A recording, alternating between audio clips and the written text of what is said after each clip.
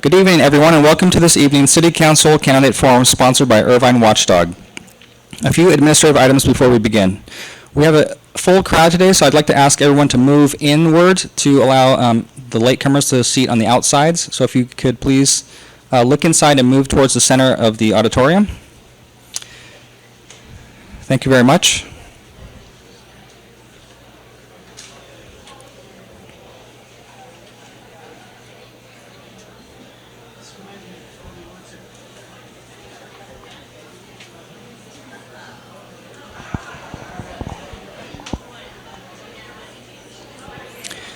Please take a moment to silence your cell phones for the duration of the forum.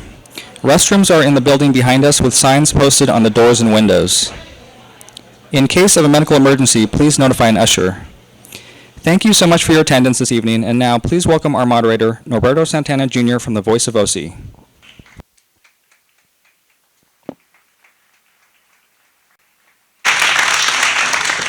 Thank you, everybody. Welcome. Good evening, Irvine.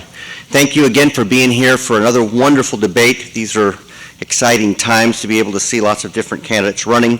Again, my name is Norberto Santana Jr. I am the publisher for VoiceofOC. There's just a quick plug on us. We are a nonprofit newsroom aimed at events like this and make sure that you stay connected to your civic life. On your way out, you can see donation slips for us. We have a special fundraiser going on from November 1st through the end of the year. Any donation that you make will be matched. It's called News Match, and it is an effort being done by a series of foundations across the country to try to bolster nonprofit newsrooms. There's about almost 200 nonprofit newsrooms across the country these days. So again, appreciate your support and especially for being here today.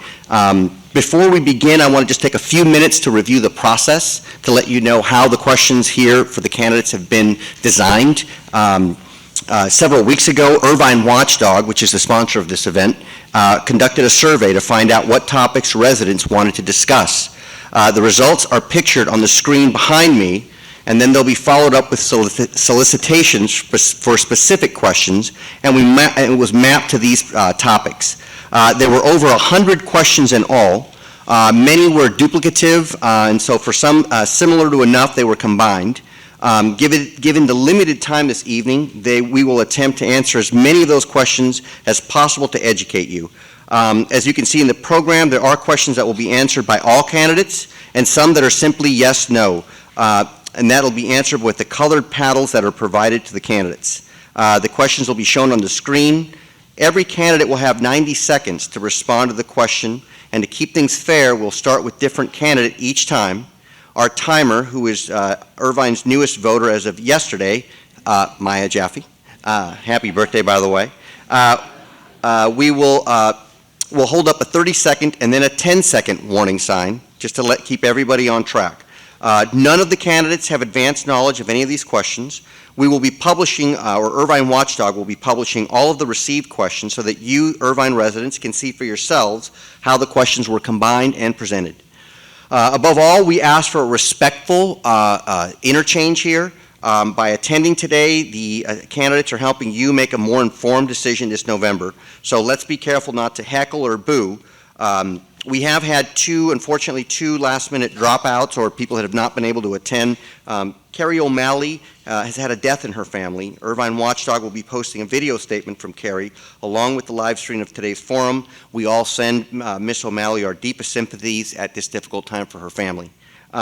We also had Lauren Johnson-Norris, who sent a letter saying that she will not be participating today. So those two candidates will not be at. We've also had a last-minute candidate, David Chang, who will be joining us. So this is Shea. I'm sorry, David Shea. Yes, Shea. David Shea. Pronounced Shea. That's correct. Got it. So David Shea will be joining us as well today. So we will go ahead and get started here with. We're just going to go straight into it. What I'll do is I've got a bowl up here that has the candidates' numbers here. So just to ensure that that it doesn't go one way every single time, I'll pick out, once I ask the question, I'll pick it out, and we'll go from there to the candidates. To the candidates, I'd tell you, if you want to challenge each other at times, you can. What I will tell you is just keep it within reason. Keep it reasonable. But again, if you see something that you want to check or go with, we will allow that. The idea being, again, is let's keep it respectful and let's not go over time to be respectful to be able to get to all the questions for the public. But again, if you see something that, shouts at you and you want to speak up, don't hesitate, just kind of grab my attention. I'll try to keep things moving, so that'd be the only thing I ask is that when it's time to move on, we move on. So the first question here would be, recently there have been several villages have pressed the council to maintain the master plan of Irvine, but it practically took a lot of resident outcry. What can you do to improve transparency and communication between residents and our local government? So let's take the first one. Well, let's see here. Farrah Khan.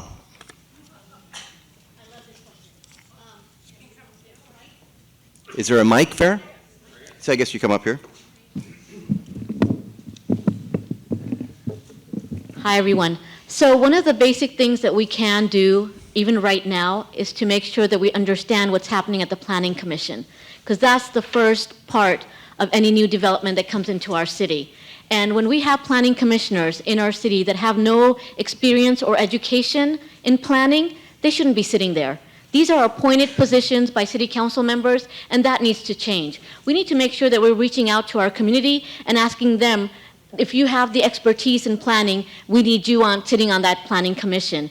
And not only that, but publicizing any new development that's coming into our city. Us as residents and business owners, we need to know what's happening in our city, and the best way to do that is have that open transparency, that communication, where instead of blocking people because they're asking too many questions, we need to open that door wide and let people know what's going on and what's coming through the pipeline, so that we're aware of what our city will look like, not just today, but in the next 5, 10, 15, 20 years. And that is something that I feel strongly about right now that needs to change, not only today, but with this election, it should be one of the first things that we start talking about. How do we change our commissioners so that they are reflecting the expertise that's needed on those commissions? Thank you. Thank you, Farrah. Let's go with the next one. Frank McGill. Good afternoon. It's good to see all of you here. I'm glad to be with you because I know you all care about Irvine as I do. And I want to take this opportunity, first of all, to thank the Irvine Watchdog for defeating Measure B and Measure D on last June's ballot, because those two things were very emblematic of the fact that our city council is in the pocket of big developers. And that is the big overriding problem for so many of the things we want to deal with, including the transparency. Before I get to that, I also want to say thank you to those in a Watchdog that passed that petition around when you were wearing this T-shirt. If I'm on the city council, I will ask the city council to put that measure or one like it on the ballot. Now, one of the ideas I have is to establish citizen advisory committees throughout the city, and staff would inform them early on to give them lots of opportunity to know what's coming down the pike and where they can comment on it. Right now, they don't want you to know what's going on because it's big developers that are running the show, and they know you're not going to like it. I don't like it, so we're going to turn that around. Thank you. Thank you, Frank.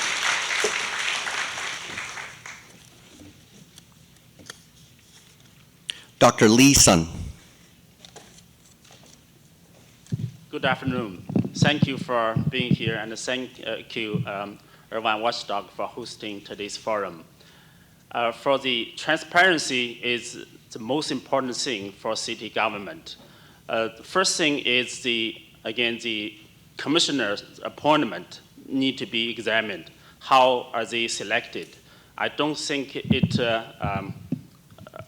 works when they are picked just by some other council members. Second is, again, all the planned projects need to be published, the same thing as earlier candidates have said. Third thing is that I think most of you have attended the city council meetings. You have observed that the city council members neglect all the public comments often, and they cite the Brown Act, saying that they cannot discuss. That's not true. I will make the city council to have a response to all the public comments from the previous meeting. So all you come to have public comments, next time the council meeting comes, they should have an official response. Thank you. Thank you, Dr. Sun.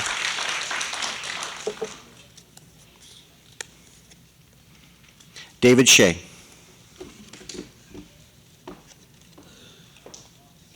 Voters of the city of Irvine, and yes, my nephew is the deputy attorney for the state of California, so I understand about conflicts of interest. In the judicial system, if someone is profiting from their decision, there's an opportunity for a resident to challenge their ability to vote on a measure. And so I would implement further abilities of citizens and residents to challenge the bias and the objectivity and conflicts of interest of individual city council persons, such as the ability to seek disqualification of an individual that has a conflict of interest that is known, and further disclosure of financial assets, consulting contracts, and then also all the means by which a developer would seek to influence improperly a board, a council person's vote. And then I would also then give the citizens the ability to request disclosure of further disclosure, not only just a Form 700 financial interest, but things also of different to the first, as in the judicial system, a judge would be disqualified if the first degree of kin would have any financial interest in the decision. And so I would seek to implement something equivalent to that, so that, and then in addition, implement in the city code a requirement of the council member to disclose further than just their, maybe even third-party family members, their employments, and other. Okay, thank you. Thank you, Dave.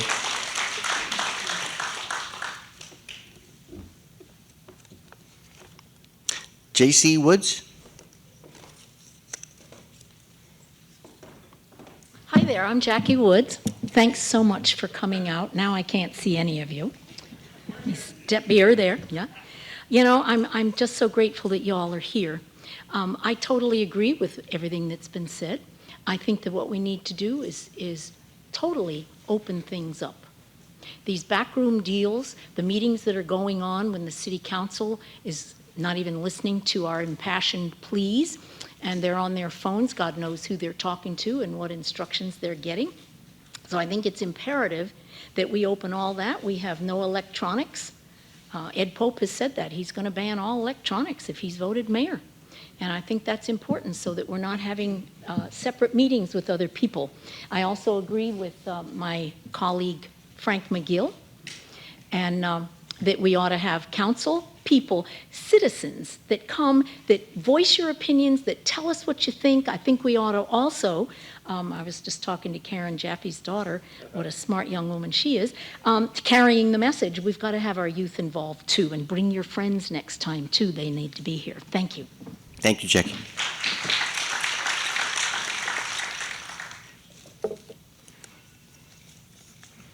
Dr. Kev Abazajian.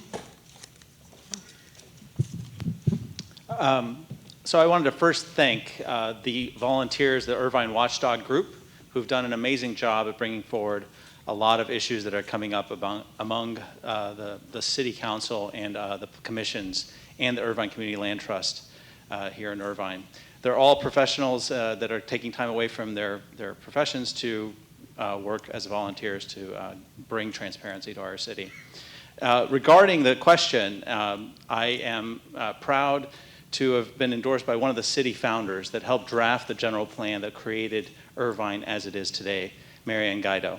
She was there in 1971 when the city was founded, and was there in 1973 when the general plan, the master plan for Irvine, was crafted. We need to talk to, and I've talked to a lot of the city founders, we need to listen to the city founders to see what they did to make Irvine so great as it is. It is a top destination for people to live, to do business, to learn. And not only talk to those that have been there from the beginning, since the 1970s, but those that are here today and what their concerns are. We need to talk to community leaders, HOAs, and open up the discussion. We need to have transparency in terms of building and making sure that any kind of new development has a clear traffic assessment that has been vetted by outside sources to make sure it's proper. as a scientist, I'm all about transparency, and I will fight for that. Thank you. Thank you, Dr.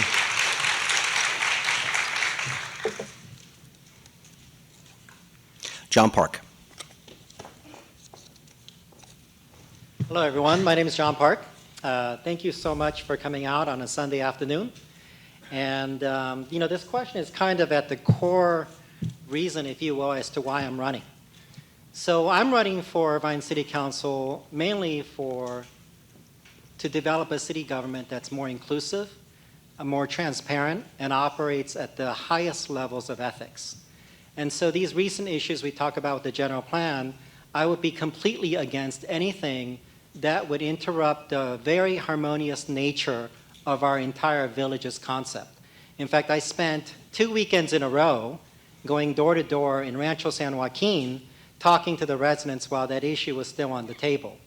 And when I spent 5 seconds in the neighborhood, you realize there's no room for, and never should be, any density apartments on that golf course. So what I want to say is, if I'm elected city council, you will have more access, you will have more transparency, and I will go out of my way to include residents at every turn. Thank you. Thank you.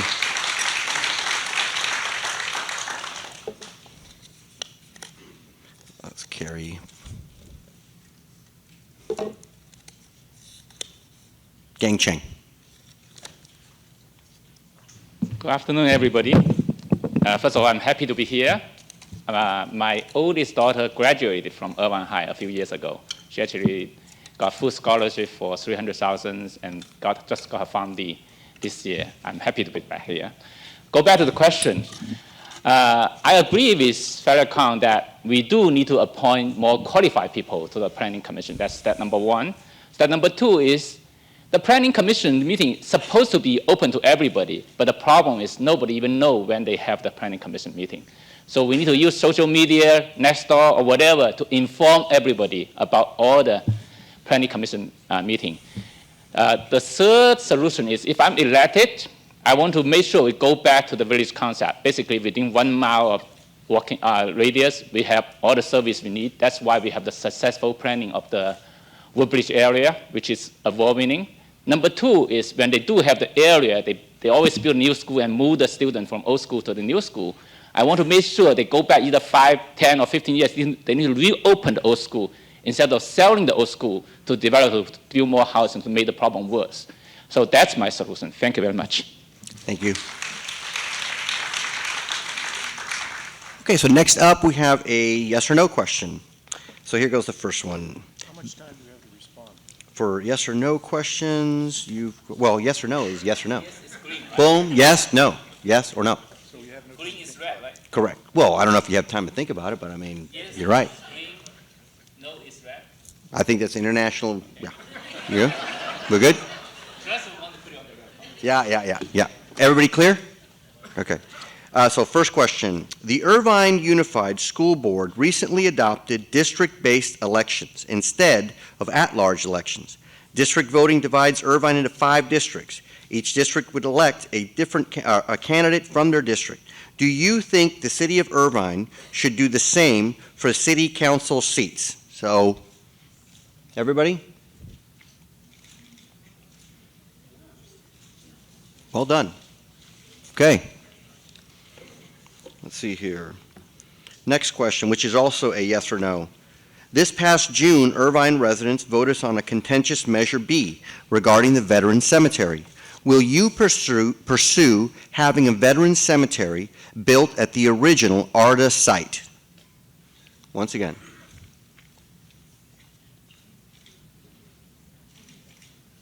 Everybody clear where they're at? Right. Number 4, question number 4. Okay, now this is not a yes or no. You'll have an opportunity to go up and engage the audience. So question number 4 is a hypothetical question. So here's the question. A judge mandates that Irvine take 50 homeless people.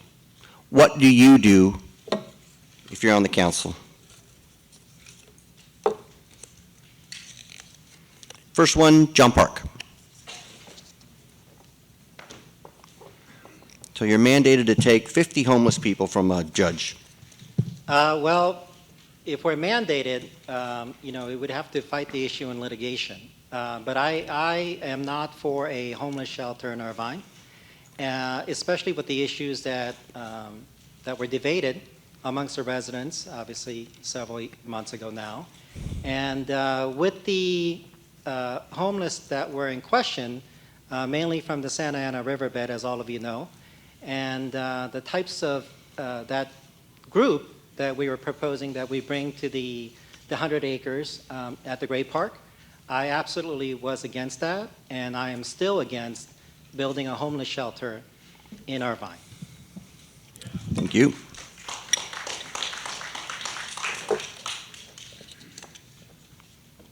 David Shea.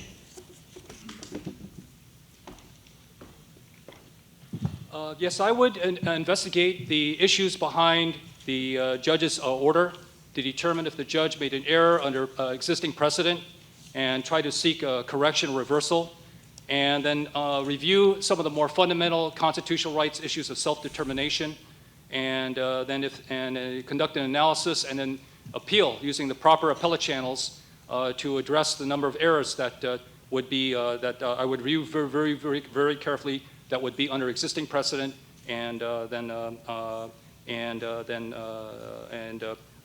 would be in force and effect. And then also, I believe that there's an issue of self-determination, and every city has a right to determine its own destiny. And I believe that so I would be in opposition, and I would research the laws into every intricacy of this order, and to try to reverse, and if it's erroneous, to change it at the earliest opportunity. Okay, thank you.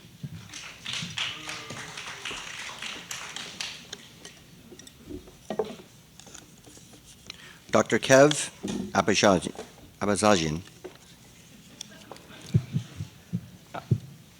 So that's a great question, and it's not even a hypothetical question. It's almost certain that a judge will order that Irvine will do its part in helping the homeless crisis that we have in California, in Orange County specifically. As a member of this community, as a member of the city of Irvine, which is an extremely privileged community, really, we are lucky to be able to afford to live in this city. We have a duty as people, a moral obligation to help those that are actually the least privileged among us, those that are in the hardest times, that actually cannot find a place to go home and go to bed.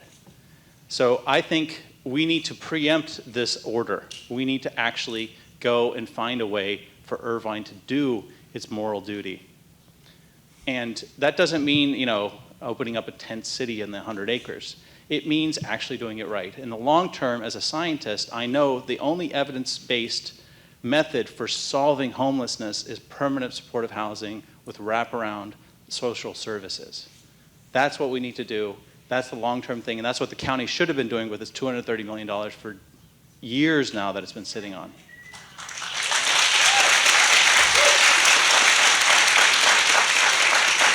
So we need to partner with the county to do that in the short term. I think it's possible to find a short-term shelter in Irvine that does the duty we need. Thank you. Thank you, Doctor.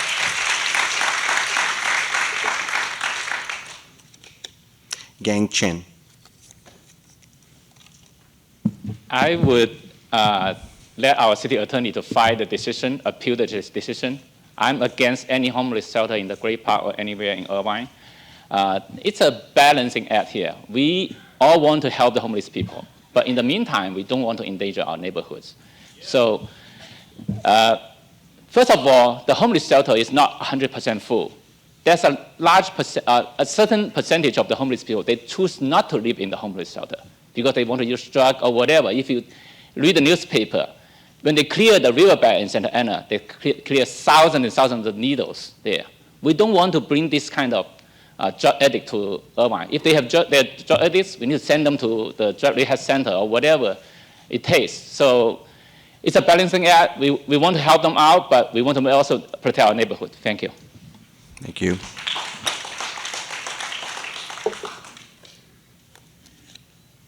Jaci Woods. Thank you. I think it's imperative that we open our hearts to people. But a homeless shelter and projects like they have in New York are not for Irvine. We have the Irvine way. Irvine has always taken care of the people that are less fortunate, the low income. We have about 8,000 units. We've always done our part, and we've done more than any other city in Orange County. So I think we'll continue to do that. I think that we need to discuss and oppose a mandate that would just dump 50 people on our streets. We need to help them. We need to find other facilities. Families Forward is doing a lot as well, and we need to give them a good round of applause as well. Thank you. Thank you, Jackie.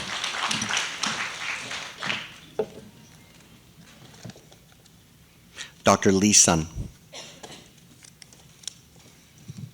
Yeah, first we need to hold the county government accountable for the failures they have done.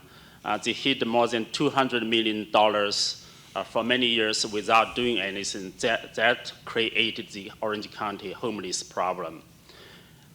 Irvine, when in April, March, April at that time, and when there was a lawsuit to them, and they got scared and want to move the problem come to Irvine, and the citizens really organized to against that really bad proposal. If we get 50 homeless people, then we also need to take a responsibility. We will house them in a safe place. Any project, public safety is number one. So we will not compromise any public safety. We will give them adequate medication, education, and help them to get a profession for the future. So we will do all the things to get them back to normal work. Thank you. Thank you.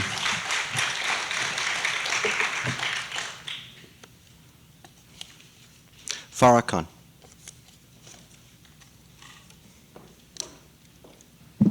All right, so this is a serious issue that deserves more than a hypothetical answer.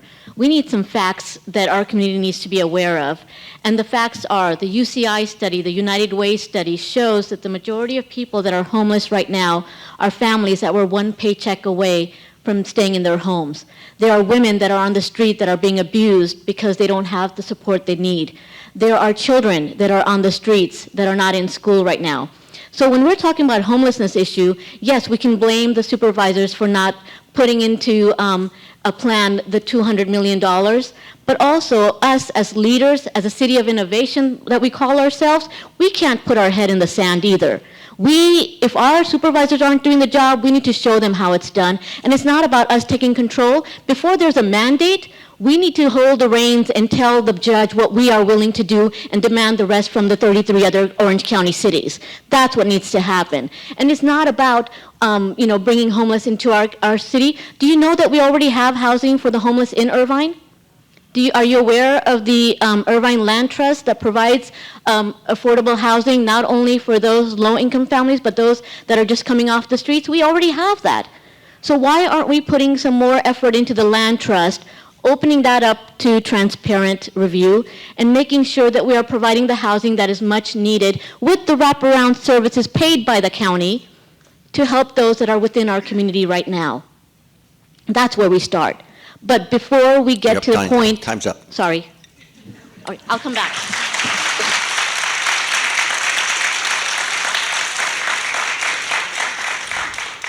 Frank McGill. Well, first I want to say that back when Measure B was a hotly contested item, there were only 3 people of all those that are running for the city council now that stood up and said no to big development. That would be Ed Pope. Ed, raise your hand over there, who's running for mayor, Jaci Woods, and myself. None of these other people stood up and said no. Some of them said yes, and others were quiet. Now, just a moment ago, some of them said, oh yeah, we'll pursue the veteran cemetery. Well, talk is cheap. Who has proven themselves to not only talk the talk, but walk the walk? Now, regarding the homeless, Irvine has a long, stellar history of providing affordable housing. We do more than our fair share than any other city in Orange County. I think we're doing a good job. We should continue doing that job. And that's all I have to say. Thank you, Frank. Okay, we're going to shift now to another yes or no question. So everybody get their paddles ready? The Irvine Community Land Trust was created in 2005 by the City of Irvine to provide secure, high-quality, affordable housing. The Land Trust receives funding from Irvine taxpayers. This year, the Land Trust Board voted to block public access from its meetings and minutes. Do you think the Irvine Land Trust should allow public access to its meetings and minutes? Right. That's everybody. Next question. Have you received any donations, either directly or indirectly, from corporate PACs, the major developers, or developer lobbyists?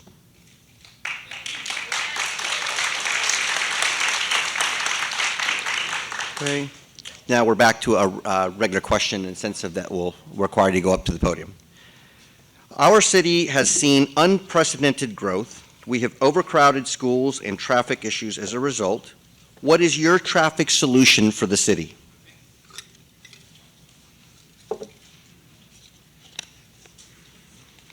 Kev Abazajian. So there are actually a number of things that could be done to solve traffic in our city. One thing there's like a short-term plans we can take up, and there are long-term plans. On short-term, we can actually implement more of the shuttle programs that help connect the business districts and the learning districts of our city. IBC and the Irvine Spectrum are high-density areas that could be connected with shuttles, like the iShuttle program that used to exist that's been cut back. We could also, one of the innovative ideas I heard from a voter at the meet and greet was actually to make dynamic lanes like they do in San Francisco, so that when people are coming into the city in the morning, we could have more lanes coming in and then move it for the afternoon so there's more lanes going out. These kinds of innovative ideas are what we need from the city and to implement into our plans. One thing I know for sure is that most of our transportation committee is composed of people that have no expertise in transportation. That needs to be solved. We don't need to have political appointees, special interest appointees into the city commissions. We need experts. I would appoint somebody perhaps from the Institute of Transportation Studies at UCI onto the Transportation Committee. At least someone with expertise and not a political favor. Thank you.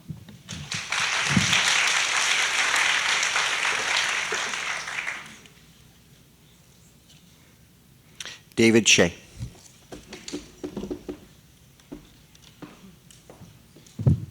Yes, I would seek to implement a voter approval of development. Any units over 40 units, residential units or more, or 10,000 square feet would require approval of the residents and citizens of Irvine.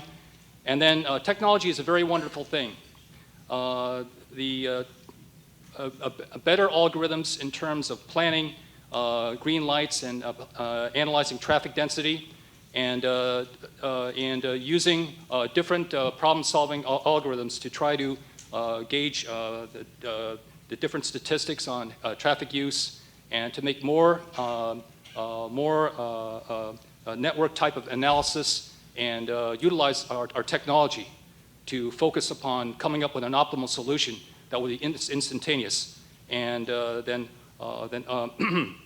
also I would seek to implement a cease to the vision plan.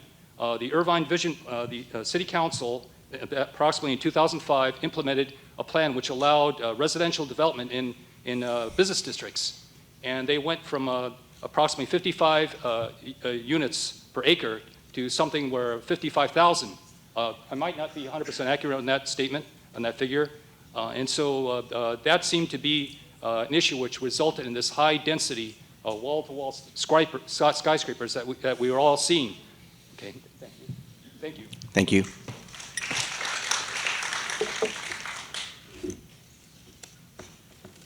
Lee Sun. Yeah, short term, traffic, there are many remedial measures we can take. For example, the synchronization of signals that should have been done many, many years ago. And also the iShuttle, we can expand that.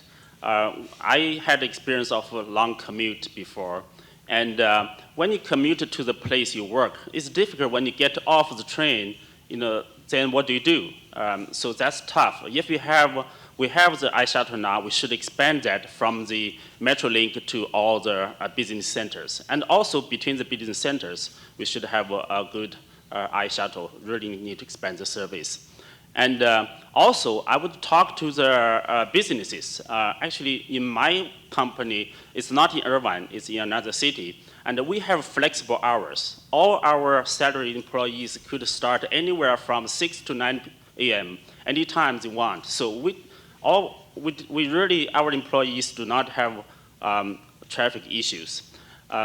Also, long term, the traffic is the symptom, is not the cause. Really, the cause is bad planning. So long term, we really have to examine the planning process. And we need to use up-to-date traffic studies for all the projects. Thank you. Thank you.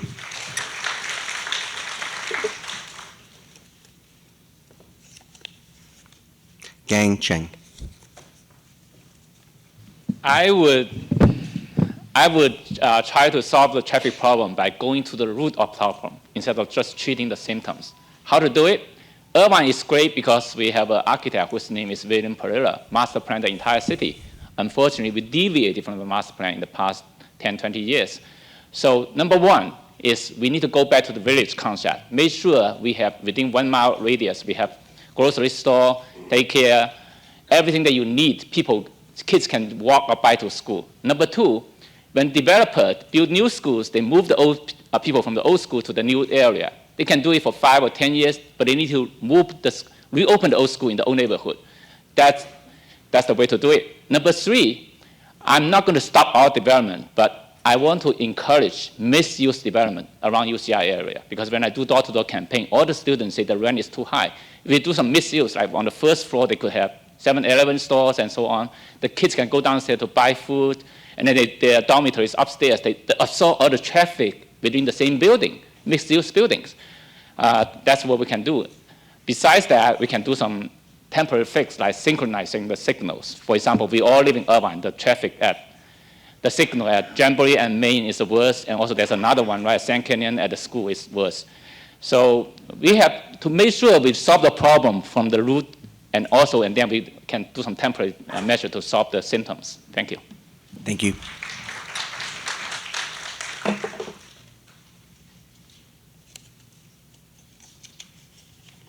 John Park. So traffic obviously is on everybody's mind. I mean, when I talked about knocking on doors, it's actually one of the first things people talk about when they open the door. And my guess is that if we find some videotape from 10 years ago, that's a candidate forum / debate, I'll bet they'll be talking about Irvine traffic. So, this is for me a cart before the horse type of scenario. The cart is the development.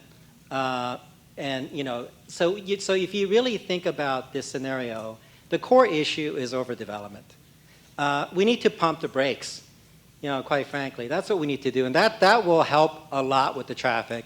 Irvine has set aside $79 million, 21 infrastructure projects to deal with traffic, widening roads, pedestrian bridges, flashing yellow lights.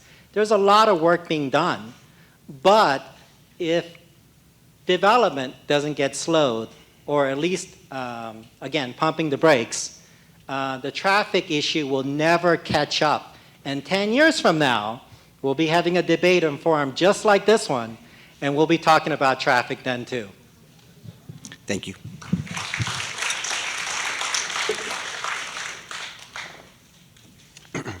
Frank McGill. Well, the first thing I would do is to restrict the issuance of building permits. Historically, up until about 5 years ago, Irvine issued about 2,000 building permits annually, and for the last 5 years, they've been issuing 4,000 building permits annually. So we need to restrict the issuance of building permits to allow us to catch our breath and get a handle on the traffic situation, which might involve a lot of activities, including synchronization of all of our intersections all the time, expanding the shuttle service, which only runs in a limited time in a limited location, spread that out, provide more public transportation, and for more opportunities for people to walk and bike to work. I think there are many other solutions that we can brainstorm and get good ideas from you, but step one is limiting the issuance of building permits. Thank you, Frank.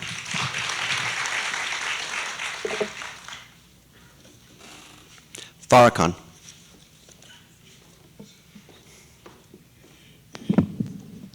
So in 2015 is when I received the traffic study that we paid millions of dollars for. And it's 2018 now. And I believe John Park took the words out of my mouth when I was running in 2016. We've been talking about traffic, and we will continue to talk about traffic. One of the results from that study was to hire a traffic engineer. Our city did that. But now, what are we doing? I don't believe any one of us up here is a traffic engineer, but our city has hired someone. We need to make sure our council members are allowing that expert to do his job. There were a list of recommendations made from the traffic study showing how we can improve our traffic, and none of those items have been worked on. And that's something we need to do. We cannot keep coming up with new ideas, inventing the wheel. We need to go back to that study that we paid for and make sure that we have the expertise that is going to do the job and get it done on time, because that's what we need right now. And as far as building goes, when we're building high-density apartments and we're saying that we need this housing, we're not looking at the cities that are doing it right. They're doing it because they have the public transportation infrastructure already in place. We don't have that here. We don't even have a seat at the Orange County Transportation Authority. So we need to make some changes, and we need to make them now in order to make sure that we are a sustainable community in the future. Thank you. Thank you, Phil.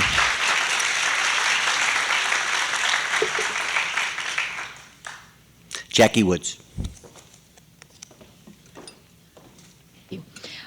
You know, we have over $100 million. It's moved from one account to another, but we have over $100 million at the Orange County Transportation Authority.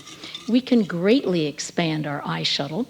I don't think it's a matter of widening roads. I think it's a matter of halting or almost halting development. We've gotten way out ahead of our skis. I think we need to draw in the reins. Stop all this building. We're already built out at 270, which was the plan. And they're still just ferociously building everywhere. You see all these big apartment buildings, and you think, oh, well, are they for low income? No, they're market rate, and they're expensive. For every building permit, one of those, you get 2 cars, you get 3 people, and you get 4 commutes daily. It's insane. We've got the money to do the iShuttle. We need city leadership to look at all angles. Thanks. Thank you, Jerry. Okay, we're going to shift back to yes or no questions, so paddles out. Here's the next one. Everybody ready? Every candidate for public office in California who signs the Code of Fair Campaign Practices vows to follow the basic principles of decency, honesty, and fair play. Have you signed the voluntary Code of Fair Campaign Practices? Everybody. Next question.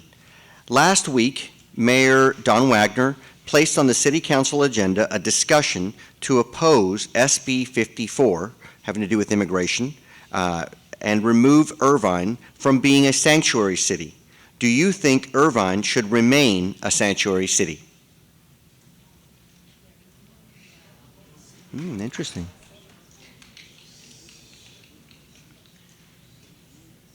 Pretty clear. Cadotte?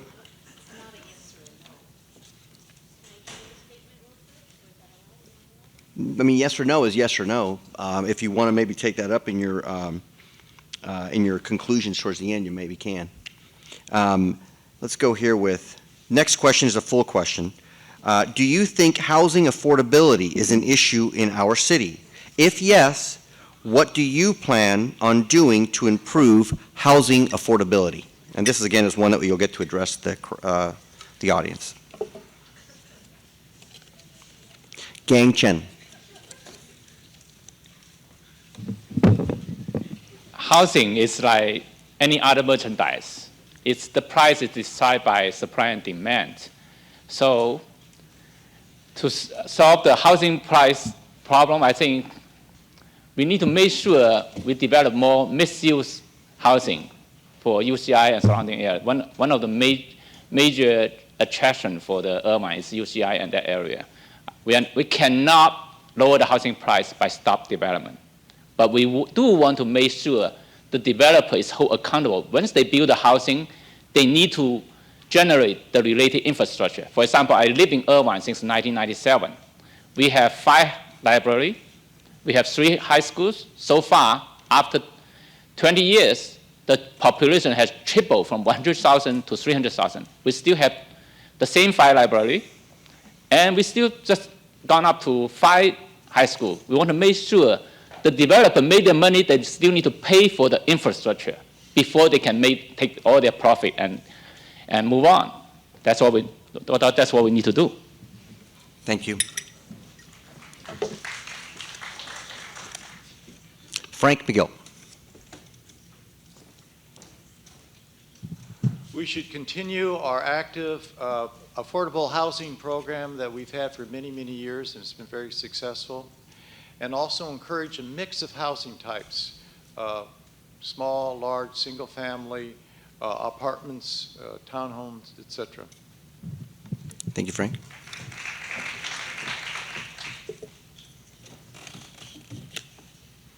David Shea. Yes, I would continue to maintain or expand more affordable housing. We have many individuals, such as our parents, maybe looking to move to a smaller residence, and the escalating prices are really something that is an issue, which is causing many people to move out of cities such as San Francisco, with things where a tent now costs $790 to rent, and a single bedroom apartment costs $3,500. So I think that that Irvine should maintain and expand greater options for affordable housing. Thank you. Thank you.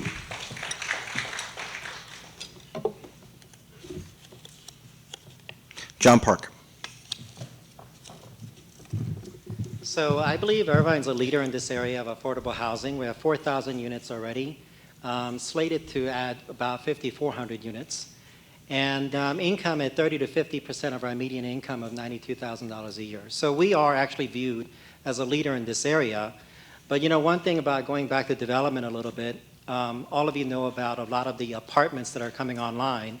And one of the reasons why a lot of these apartment complexes are being approved is that they also, if you look at kind of the plans, they have to add a certain amount of affordable housing to their projects. Like, for example, if you build 300 units, a lot of these guys will commit to say, hey, I'll build 30 of them as affordable housing. So generally speaking, they agree to about 10%. And you'll see these approvals happening as a result of that. So in addition to all of the things that we're doing for affordable housing, I would actually like to see this percentage increase to somewhere between 15 to 20% for these apartment complexes. This is an area we can lead in. It's completely different from the homeless shelter issue. We need to be able to invite Irvine residents at all income levels to this great city. Thank you.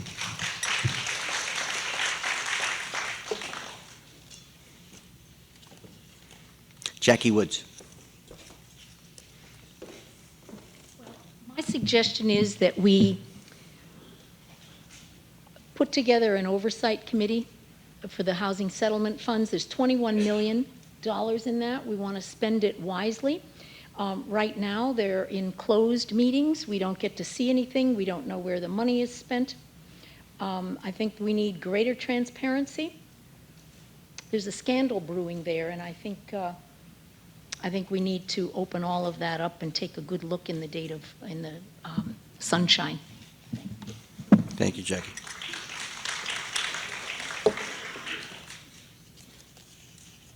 Lee Sun. Yeah, Irvine as a city has been doing its effort in meeting the requirement of, every new project have 10% and above affordable housing. And for me, actually, I think the only way of solving this issue is not subsidy. I do not believe in subsidy.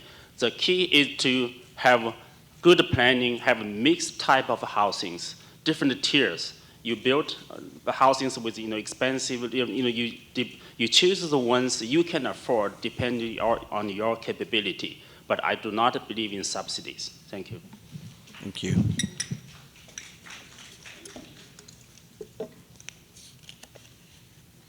Kev Abazajian. So Irvine has been blessed with great planning.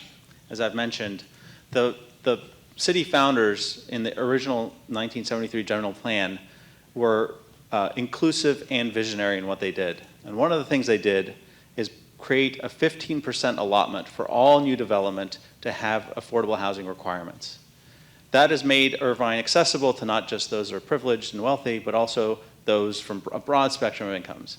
However, that 15% is for the median income and below. The median means the middle, okay? So the middle is squeezed into 15% of the allotment.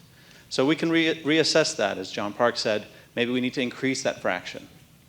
Another thing is that if you see what's going on with this 15%, with new development, the developers are putting aside some fraction of their funds to go towards this affordable housing requirement and to increase workforce housing, while they build the market rate stuff very rapidly.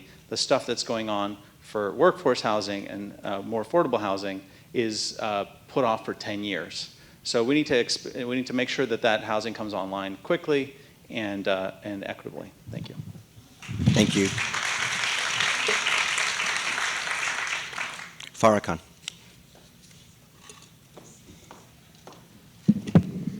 So if you look at the business model or the master plan of our city, it included a portion of apartments, some townhomes, single-family homes.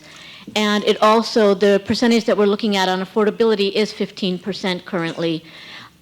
But what we're not seeing recently now is that model is not being used. We are developing whatever the developer wants, and we're not putting in input from the city leadership. And that's what needs to happen right now, is we need to have leadership that's going to dictate what our community needs. As I'm going around meeting neighbors and voters, I'm finding out that we have multiple families that have kids in their 20s and 30s living at home again because they cannot afford a place to live and there isn't a home available for them. And the reason that is because, you know what, we can build as many multi-million-dollar homes we want, but if we're not serving the community that is here, who are we building these homes for?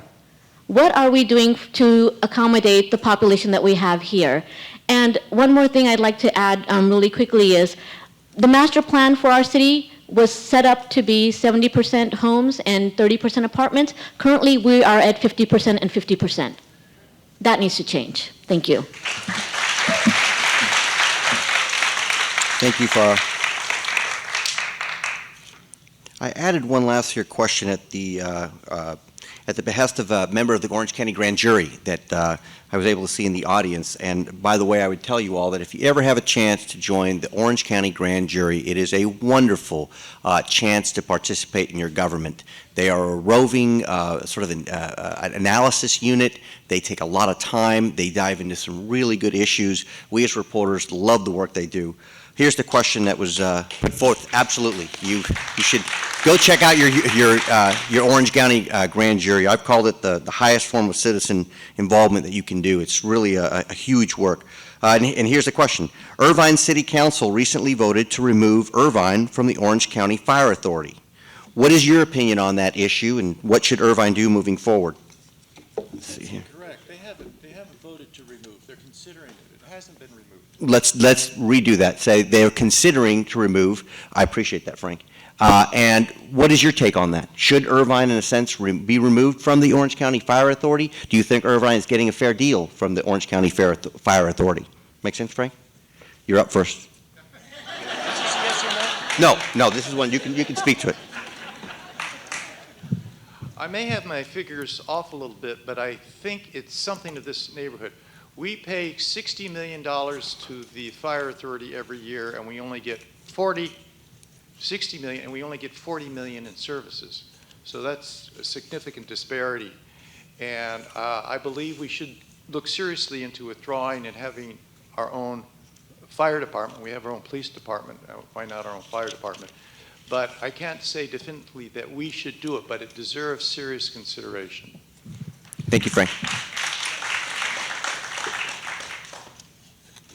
Kev Abazajian.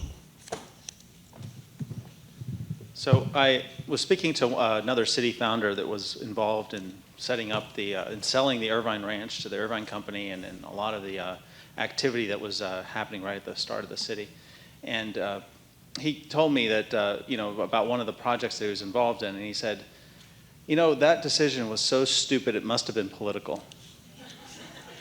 And to me, the decision to pull out of the Orange County Fire Authority is a political decision. We are putting in more than we get back, but we have to be at the table with them to ask for something in back. And if we leave the table, we're not going to get anything back, and it's going to go into litigation. It's very complicated. We were offered new firehouses from the Orange County Fire Authority, which are very expensive. We were offered a lot from the Orange County Fire Authority, and we need to keep that dialogue open to make sure the city's getting back what it deserves. We don't need to complain about taxes when it's a very complicated state, local, and city, county, and state funding structure that is the way the Orange County Fire Authority gets funded. So I'm for staying in the Orange County Fire Authority and making sure we get what we deserve. Thank you.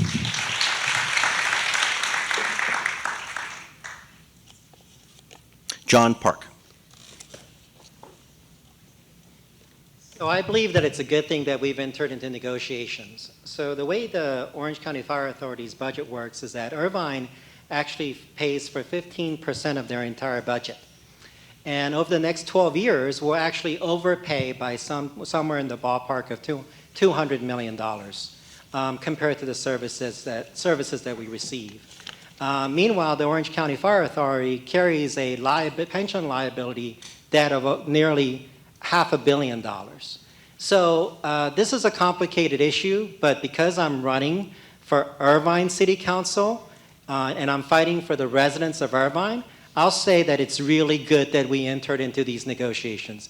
The reason being is there's a lot we can do with those $200 million, including, by the way, building the Veteran Cemetery. Thank you. Thank you.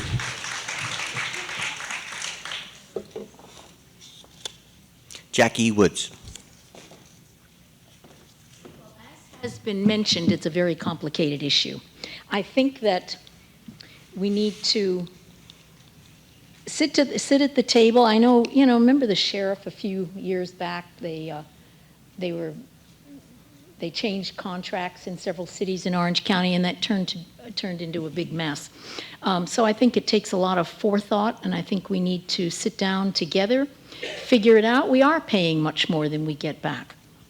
But they had some ideas about equipment, buildings, doing a lot of different things, and I think we ought to just all sit down. It's just too complicated to just give a yes or no, which is the question that was asked at the forum that we did a few weeks ago. It's not a yes or a no answer, and I think it means looking at everything. And there's a lot of smart people here. You've studied the issues, you know what's going on, you know what's good, what's bad, what's a possibility. And I think the appreciation for any of us that's running is that you all will help. You all will come with your ideas, your expertise. I mean, the education is so fabulous here in this city, and the people are so wonderful. And if I'm elected, and Frank and Ed, we really want to welcome people coming with their ideas and have open dialogue. Thanks. Thank you, Jake.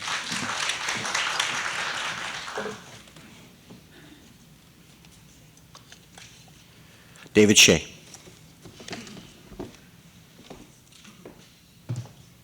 Yes, I believe this issue is very familiar with the pension funding for the CalPERS.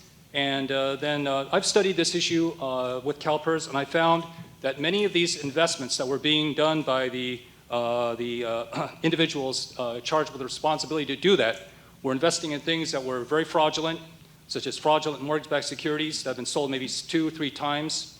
And because of this issue, I believe that the city should retain its independence and should, with its fire authority, should be able to have that independence to be able to ensure that that value is achieved for the number of taxes that are paid, and to cut down on corruption. And then thank you very much.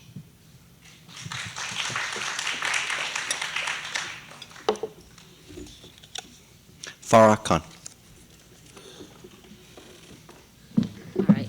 Quick education moment. So the way the Orange County Fire Authority is funded is through our property taxes that goes to the county, then it goes to the Orange County Fire Authority. It does not go directly from us. If we pull out, we don't get any money back. Our money still goes to the county. So this idea of we'll have $200 million to spend wherever we want, that's not our money. So why we should not pull out of the Orange County Fire Authority is because yes, we pay a lot more in our property taxes and we don't get enough back. That's something that we can negotiate. But are we willing, without a backup plan, without some sort of local fire authority already in place, willing to put ourselves in danger? We have fire hazard areas surrounding us. Are we willing to negotiate our lives and say that, you know what, we're going to pull out and then figure out how we're going to support our services here locally? We don't have the opportunity to do that. Not only that, but we're looking at Orange County as a whole.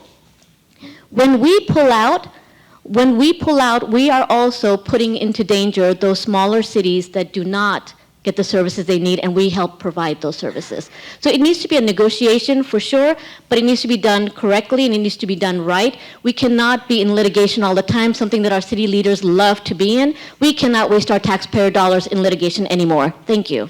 Thank you.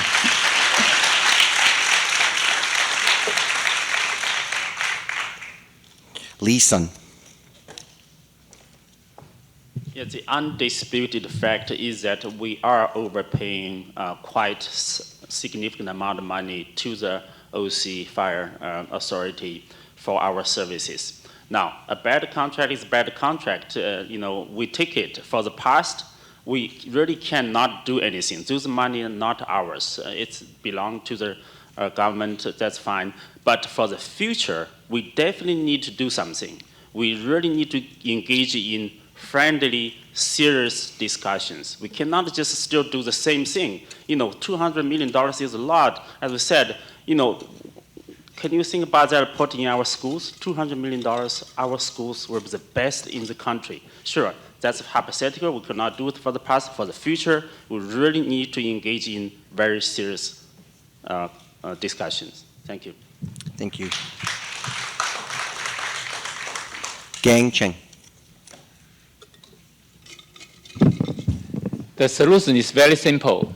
I'm not sure the city might have done a comparison study. If we stay in with OCFA or do set up our own fire department, which one is a better deal for us? But make sure we include all the costs, including the pension for the new employee of our own fire department in the study. So if the study result comes out that we are going to get a much better deal, why don't we just set up our own fire department? I have no problem with that. It's our taxpayers' money. It's not my money. It's not your money. It's not the city council's money. It's not the mayor's money. We are just the guardians of our taxpayer money. We need to use it wisely, just like you're buying a big piece of furniture for your home. Whoever give you a better deal, go with it. That's it. Thank you. So I'm going to follow up with another question here for the podium, which is, what can you offer our city that is unique from other candidates? What can you offer the city that's unique from the other candidates that are up here? Lee Sun. Yeah, first, I will bring integrity to the city council, free from any special interests. Second, I will bring responsibility to the city council to maintain balanced growth, commensurate with our capabilities. Third, I will bring capability to the city council with doctorate degrees in both engineering and the law, and many years of professional experience. Last but not the least, transparency is the most important. And I will bring transparency to the city council, make the city council responsible for all residents, and ensure the bright future for Irvine. Thank you. Thank you.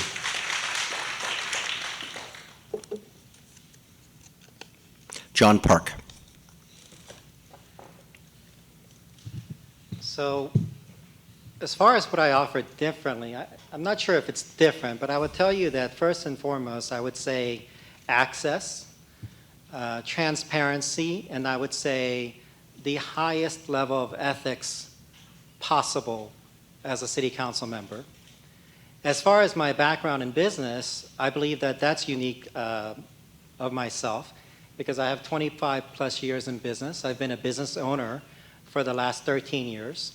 I've controlled and made decisions on $100 million plus budgets in my career, and I believe I'm the only person up in this stage that has done that. So I've negotiated multi-million-dollar deals with municipalities. I have also built infrastructure and telecommunications in my earlier days in corporations. So I think that my business acumen, my pragmatism, my willingness to listen to all sides of the issue is, I believe, uniquely myself. Thank you. Thank you.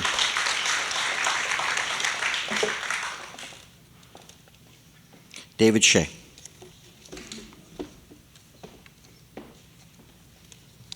I believe that I would be distinct in my focus to help residents achieve the American dream, to be better than your parents and to have high education, be able to contribute positively to society, and also a city where individuals make a difference, not a personalized city where multinational monopolies treat us all just like a form of cheap labor to be replaced. I would like to focus upon not only just on economic growth, but the quality and the kind where it empowers individuals. And then also, coming from my background, my father was a doctor of science in MIT, and we ran an electrical engineering company, computer company in Irvine. And one of the things that I saw that hampered most small businesses was that the available of resources such as loans, such as investors. And I think that the major banks were too quick and willing to give their money to the Dells and the very large monopolies. But then what I would implement is seek to have a tech forum where maybe Irvine citizens can meet the different inventors and entrepreneurs and consider investing, just like what will be the MIT Tech Forum. And then also have Irvine by Irvine Days to help promote more Irvine residents to achieve the American dream, to run their own business and to promote greater opportunities for Irvine residents. Thank you. Thank you, David. Gang Chen.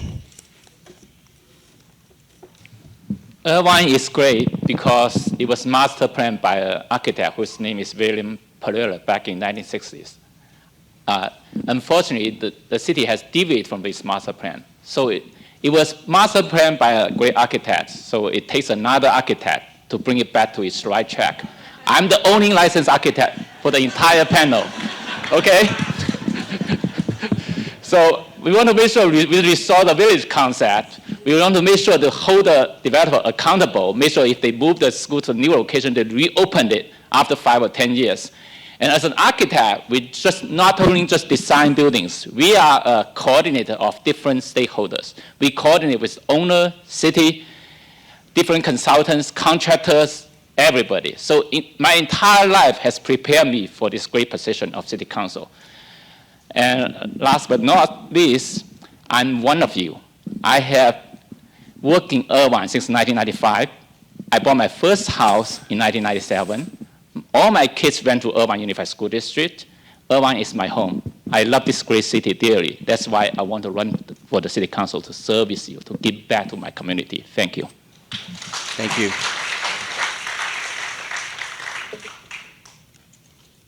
Jaci Woods.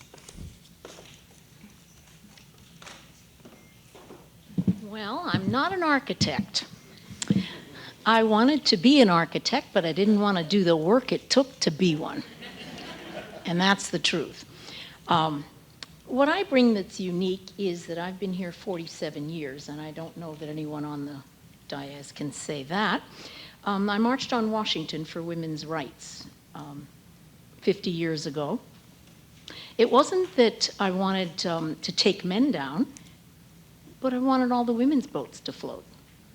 And over the decades in my business careers, I'm a presiding judge at the real estate board, have been for almost 20 years. And you don't get asked to do that kind of work unless you have ethics and standards. My dad died when President Reagan died, and he's buried in Arlington National, and my father got the same funeral that President Reagan got. We lived overseas. We lived in occupied Germany right after the war. I spoke German before I spoke English. I graduated high school in Taiwan. My parents put me on a ship and sent me back to the States to go to college in Southwest Virginia by myself. And so, I have unique experiences. I'm a world traveler, as almost everybody in this room, I think, is. I think we're quite a melting pot here in this city. And I think we need good city governance and good city leadership. And I hope I get elected to help do that and bring the transparency.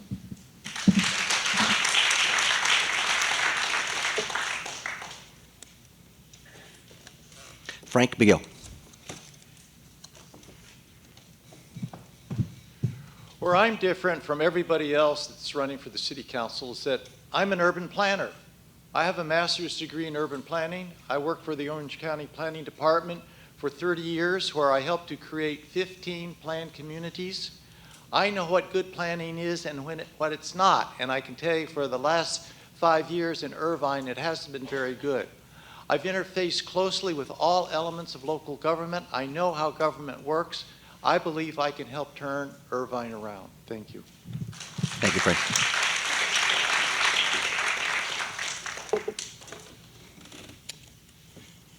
Kev Abazajian. This one's kind of easy for me. I'm the only scientist running for Irvine City Council. I've got a PhD in physics, and I think we really need the kind of expertise, the kind of viewpoint that science brings to elected government. If you see, we really need a diverse set of viewpoints on the council. It's great to have architects running, it's great to have business leaders running, it's great to have attorneys on the city council. But when you get involved in the kind of rhetoric that goes on in politics, you kind of forget about the facts. And I think what we need a lot more on our city council is the facts. Okay? That is what we need, and that is what I will provide. There's what I teach in my general ed courses for students from all over campus at UCI about the difference between rhetoric and science. Okay? A lot of elected people and a lot of our leaders currently are really good at rhetoric. They're really good at arguing something and convincing you they're right. We need some of that. We also need the facts. We also need the evidence behind the rhetoric. And that's what I will bring. I will look at what is actually the traffic impact of the plans that are in place and talk to those that want to plan a better future. And so I'm the only candidate that's been endorsed by 5 members of the National Academy of Science. I'm the only candidate that has been endorsed by 5 deans, including 2 founding deans at UCI. So vote for me. Thank you.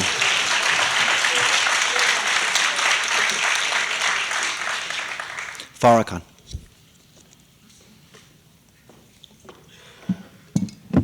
Just want to give a shout out to my UC Davis Aggies, if there are any out there. Go Aggies. I'm probably the only Aggie up here. So. No, but I think, many of us come to Irvine seeking the safety, the education, the cultural diversity, the economic opportunities.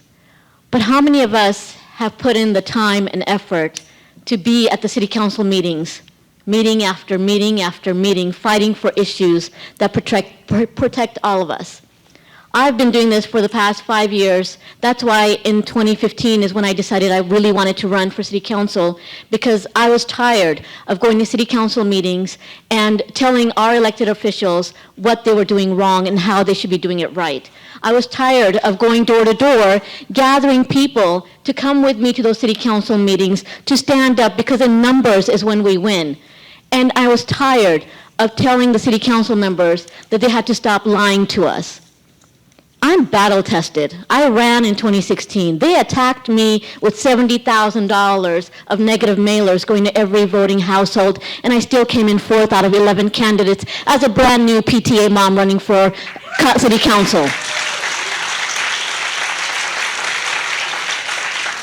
And this year, we have an opportunity with 2 open seats, no incumbents running, to get 2 people elected that'll represent us. And that's what I'm asking for you, is your support. Thank you. Thank you.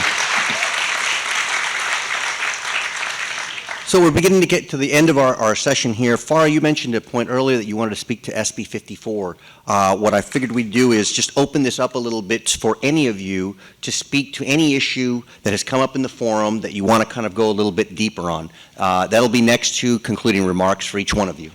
Everybody good? Okay. So I'll just pick out names again at random and let you come up and just kind of go into one area that you thought you wanted to kind of go into a little bit deeper. David Shea.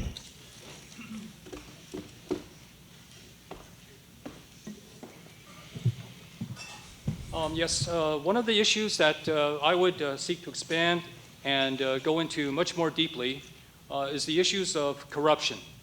Irvine residents have lived in a city where for too many times crimes have not been prosecuted. The Great Park, the former past administration, the very definition of bribery took place. A gift, emolument, a future promise of employment in return for official action. And in the case of the Irvine residents read these reports on how the former mayor was giving a no-bid contract for consulting fees for close to 106 figures. And no one in the Irvine City Council had any type of integrity or courage to stand up and say, this is wrong. This should be prosecuted. And the net effect is that this is creating a system where the former city council people, they speak nice. They say, oh, we need to investigate. But was there ever anything ever done? And is there going to be a deterrent to any of this in the future? And so what I would say is that, I would require more disclosure of economic interest to a level probably unprecedented in public government. And then I would, in addition, I would seek to have the city different authorities to prosecute and enforce. There's no excuse for this type of conduct. What that did was divert money from building the Great Park to be something that would live up to the expectations of the community. You're up. And thank you. Thank you, David. Jaci Woods. Well, what we're running on is no on Measure B. No on Measure B builds the cemetery in the Great Park where it was initially funded, approved by the state, by the city, by everybody, until the corruption took place. And one of the members said, oh, I think I'm confused. We're not confused, and luckily we didn't pay attention to it because 63% of the voters said no on Measure B. No on Measure B, building the cemetery is one thing, but what it accomplishes is it keeps that 125 acres out of the hands of the developer to put 10,000 more cars on the road. You know, our city, we never cared who was running the city for many years because they were doing such a good job. And now in the last 6 years, the word is corruption, the things that are happening, the developer gets to build whatever he wants, and the study says, well, it'll make 12 intersections dysfunctional, and they've been told, oh, okay. the zoning isn't proper for this building they want to do. Oh, okay, they changed the zoning. We've got to stop it. We've got to be transparent. We've got to be honest. We've got to stop taking money from special interests that build just for themselves and not for us. Thank you. Thank you, Jack.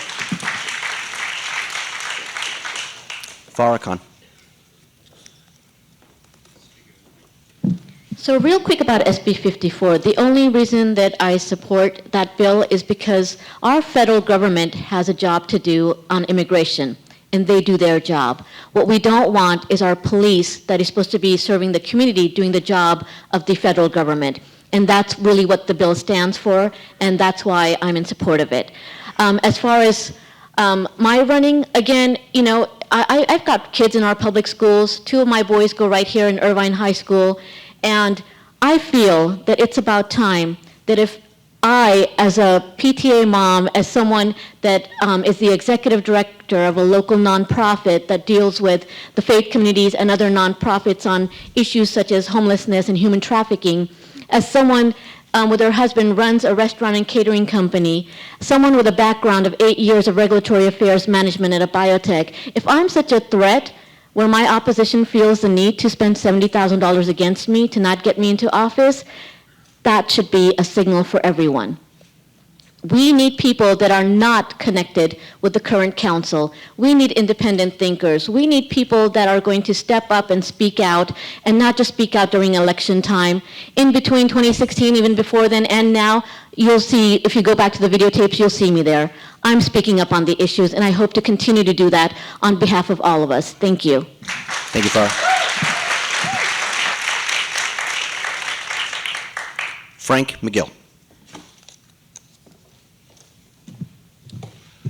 In conclusion, I would just say that I've lived in Irvine for 42 years. I raised 2 boys here, and presently I have a little granddaughter growing up in Irvine. I want Irvine to be as nice for her and for you as it was for my 2 boys when they grew up. Thank you. Thank you, Frank. John Park. So a couple of things, and thank you actually for giving us the opportunity to be able to do this. On the SB 54 issue, I was at City Hall last week when everybody came out passionately because it was put on the agenda. And there were some people, Irvine residents there, and there were also people from the outside speaking on this issue. And I sat there and listened the entire time, and I said, is this happening in America's safest city, 13 years running? Is this really an issue? And I came to the conclusion that it was a nothing burger. And that's why I voted the way I did. SB 54 is not an issue in Irvine. Now, it could be an issue in other cities. Sanctuary city status is not, could potentially be not right for certain cities in California. But again, in Irvine, it's a nothing burger. And I hope you'll all agree with me on that. Now, as far as some of the stuff that I heard today, I really want to point out the fact that I'm running for Irvine City Council. And I think that what I hear today is a lot of talk about our duty to the county, by the way, who operates on a $6.5 billion budget, and our duty to support them, etc. And I have to tell you, I don't feel that way on many issues, because again, I'm running for Irvine City Council, the budget, the money, how I represent the people. The people that I care about the most on every issue will be first and foremost Irvine residents. Thank you. Thank you. Gang Chen. On June 5th election, the voter voted down Measure B. In the meantime, the voter also voted on Measure C, make it even harder to raise tax in Irvine, require 2/3 of vote in City Council. So that margin is 70%. So that means Irvine voters really care about their money, really care about their tax money. As far as somebody was talking about building the Veterans Cemetery in the other side, I just want to make sure everybody knows there's an $80 million price tag. If Irvine voter is okay with it, I'm okay with it. If you want to You want to change the money used for the great part for that Irvine, the cemetery, that's fine with me, as long as the voter approve it. That's my point. The reason why I'm voting for City Council this year, because I live in Irvine for so many years. I moved into this great city in 1997. I bought my first home here. After that, the city has given me everything. I raised all my kids here. I really care about this city. And I want to make this city better, and this is my home. Thank you very much. Thank you. Thank you.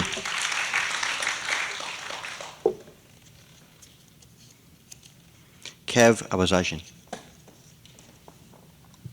So there are a lot of different topics are coming up with this little open question.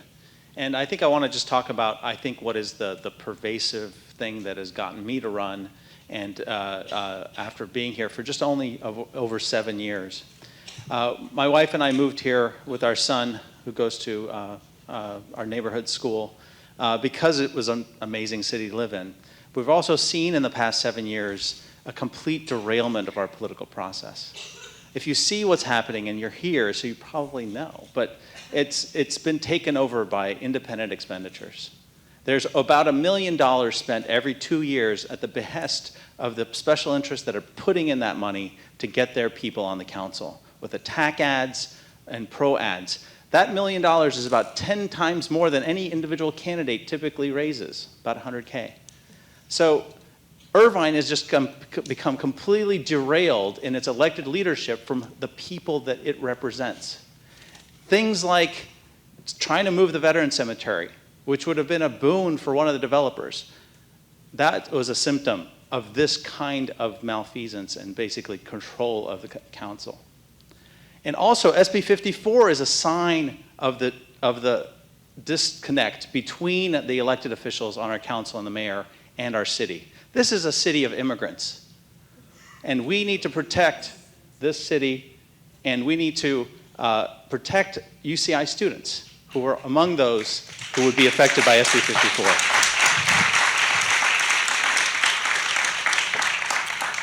Lisan. Although I have not lived in Irvine for 30 years, 40 years, but I have been here for 16 years, and the family benefited greatly from the good schools and good safety of the city.